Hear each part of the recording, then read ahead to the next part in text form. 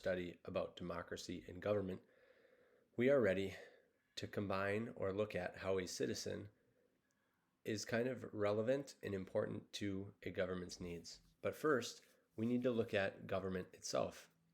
Is government actually necessary? Do we need government? How are people motivated? How do people behave without guidance from government? How is resources divided among the people? Lastly, we'll look at what is the role of government if there is one, and how should a government be organized if we have one. Finally, you will be given an opportunity to write about your own theory or idea. Why are we better off with the government than without it? Or why are we better off without one? Let's go back to the start. You will insert this document on page 4 of your notebooks for later use. Okay, first let's define society. Let's define society as a body of individuals living in a community, a group of people, in other words. We know already that a citizen is an inhabitant of a town, city, state, or country that has special privileges. If we use what we already know about society and citizens, we know that most of the time there is a government, even if there is one leader. That is a group of people led by one. Sometimes there is a group or a society of people led by many. We'll explore that.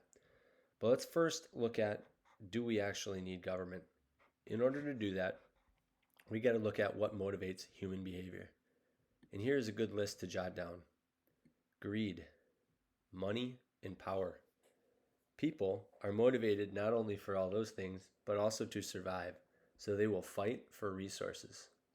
Some of us want to be famous and rich, so fame and fortune fits nice. Others are motivated for incentives in life, to have more than others, to not be poor, things like that. And others are even motivated by fear. They work to survive because they are afraid of the alternative. All right, moving over here to the right. How do people behave without guidance in government? I think a great way to look at this is to look at these characters from the movie The Walking Dead, which is found on Netflix. And we see that when everything falls apart and there is no government leading the country, things happen. What do we notice when we look at The Walking Dead and people like Negan, Eugene, and Rick? Well, life is pretty chaotic. It's crazy and it's pretty unorganized. There's no real organization to society, and people are fighting to survive. They fight amongst themselves. Negan and his group are fighting against Rick and Eugene's. We also see the strong, in this case Negan and Rick's groups, surviving and the weaker groups dying. We also must look at the wiser, the smart. Eugene doesn't kill a lot of zombies or the Walking Dead in the movie. He uses his brains to convince others to help keep him alive. Okay? So in a situation without government, there's no guidance, the strong dominate, and the wise typically survive. Let's look at resources and how it's divided in this situation. When there's no government or equity control, usually resources are unfairly distributed among the people. So that creates a wide range of wealth and resource wealth. Negan, for example, is so powerful that he even convinces Rick's group to contribute to Negan, giving them a portion of his crops and resources, just like Negan convinces Hilltop and its people to give resources to him. When that doesn't happen, Negan strikes back and his group strikes back, and he kills some of the individuals because Negan says you have to pay. Okay? So we've just explored what happens when there is no government and how resources are divided and how people are motivated. Moving to the bottom half. So let's look at the alternative. What if we do have government? If we do, what is the government's responsibility? What is the government's role? Here's a few things to jot down. A government's purpose is to organize the people, to prevent any disorganization. In other words, to keep order. Their job is to guide, to protect, and also to educate. So I'm going to type in maintain order or provide order as well. When a government does this, you could probably agree with me in that it helps more than just the leadership. It helps a lot more people. It helps society. So, moving on to the right, we now are asked the question, how should government be organized? Throughout history, we have seen people usually led by one or by many. And we all know that rule by one, as in King George III's rule over the British colonies, would be called a monarchy. So let's write that in. Good term to remember, monarchy.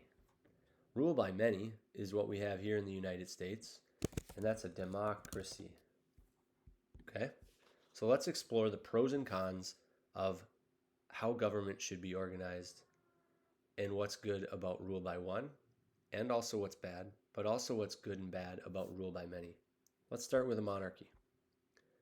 In a monarchy, when there is just one ruler, let's say a king or queen or a dictator like Hitler or Kim Jong-un of North Korea, decisions should be made easier because one person makes the choice. There's no discussion over what should happen. It's one person's say and they do what they want. Therefore, there are fewer disagreements because there's no arguing over what should be done. Why is this negative? This is negative because it often leads to biased and sometimes corrupt leadership. Now, this doesn't always happen. There are rare occasions where a monarch is a great leader, but it tends not to be. Another negative is people may actually live in fear of the leader or government. Think back to The Walking Dead and Negan again. He rules through fear, and when he doesn't get his way, he punishes the people. And people abide by Negan's laws and rules because they're afraid of him. Let's look at democracy. The positives of a democracy are as follows. More people actually buy in or accept the government. That's because they have a say. They can vote. So I'm going to add that in here. Voting. If I can. Looks like I can. Voting. Another is checks and balances. In our system of democracy in the United States, when something or somebody overrules something or is too powerful, the other branches of government can check them or challenge their power. This is a good way of maintaining equality between the three branches and also fairness. A negative about democracy is that lawmaking, as we've seen, and decision-making can take a long, long time. Congress has to present their ideas to everybody, get people on board, then they debate it or argue the pros and cons, and then there's a vote. So this can slow things down and end to longer lawmaking. All right, boys and girls, the last thing you need to do is answer this question. Why are we better off with a government than without it? Or why are we better off without government?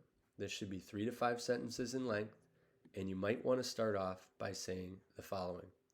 I think that we are better off with government because, or I think we are better off without government because. Good luck, boys and girls. Take about 2 to 3 minutes to write that out.